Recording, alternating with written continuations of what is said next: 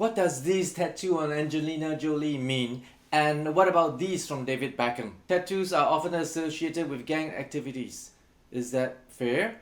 In this episode, we'll find out. You like that? Yeah. What are you gonna do? What are you gonna do? I'm talking to you. I'm talking to you. Welcome to my channel, and it's all about profiling. This is an extension of one of those courses I have on Udemy, and a deeper dive into tattoos. So, where did tattoo come from in the first place? Well, if you trace back, it originated from tribal activities where tribes would tattoo themselves to distinguish themselves between different tribes. So largely, you will find Maori, Samoans, Hawaiians, and other natives having tattoos to distinguish themselves between one tribe and the other tribe. But in prison, they also use tattoo as marks and symbols and as a way of communication. For example, they have ranks among inmates, but they cannot have ranks on their prison outfit. They use the best next available canvas, and that's their body. So when you see ampulets like this, it symbolizes a high-ranking member of a gang in the prison. And then you have this cross. This cross belongs to a Russian gang. You do not want to put this symbol if you're not part of the gang. And then there's a group of people called the sailors. So sailors document their journeys on their body. They have sailor girls. The swallow symbolizes that they've traveled 50,000 miles, and the shellback turtle says that they have passed down the equator. That's where I am, around the equator. And then in the 1990s, it became fashionable. And that's what we're going to talk about today. I'm going to help you identify between gang tattoos, fashion tattoos, tribal tattoos, and sailor tattoos. So let's go right into the gang tattoos. When you see the teardrop, represents that they have killed someone or they have a brother that has been killed, a gang member. So the more teardrops they have, the more death has passed through their hands. And then we have the cobweb. The cobweb's usually at the elbow, but it doesn't matter, it could be anywhere. And cobweb symbolizes that whatever they've been doing has been doing for a long time.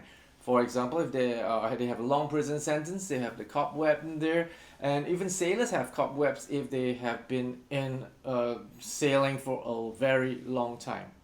The next symbol we want to talk about is the clown. And the clown is largely known in Brazil as a cop killer. Somehow it's like a victory badge for them. When they kill a cop, they will put on the clown symbol. And barbed wires, which has recently been very fashionable. In a prison term, it means that this convict has been convicted of a very serious crime. And you know what? They want to let the other inmates know that, hey, don't mess around with me. I'm a really wild one. The Yakuza of Japan has very distinct tattoo patterns. And here are a few pictures. They are very consistent in the way that they decorate their motifs in terms of its color and its pattern. So having said all that, we come back to the question, why is tattoo associated to gang activities or even to wildness of a person's character?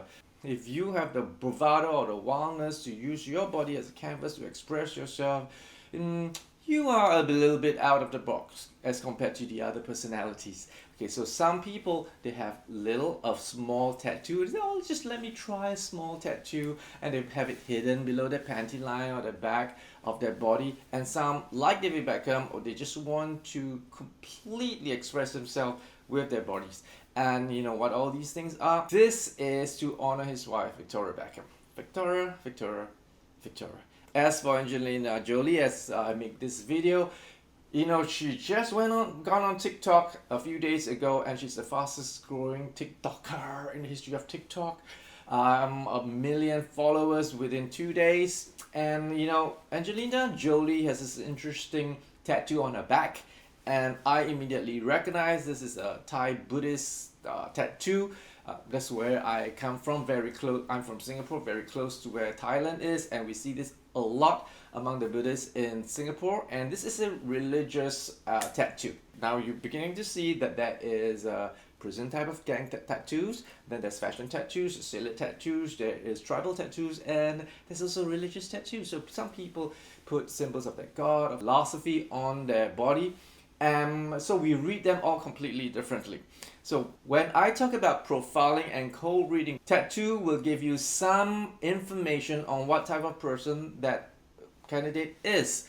So if it's something like that, then alarm bells might immediately ring that this guy could be a bit of a dangerous type of character.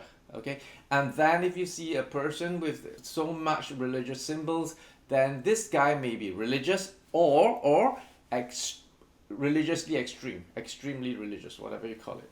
Why do I say that? You see, if a person or he or she has 2 starts, it's a bit more expressive. But if a person has like 10 starts on the ears, she will be even more wow. But if you see a girl with rings not only on the ears but on the nose, on the tongue, and on the belly button, then you say, hey, this is a wild one. Okay, so there's such a word called the intensity. So it's not just about a tattoo, but the intensity of the tattoo, how it's expressed, and that gives you an idea how to profile someone. Subscribe if you want to learn more about profiling. There is a link to an inexpensive Udemy course. Until the next video, I'm Christian Chua, bidding you farewell.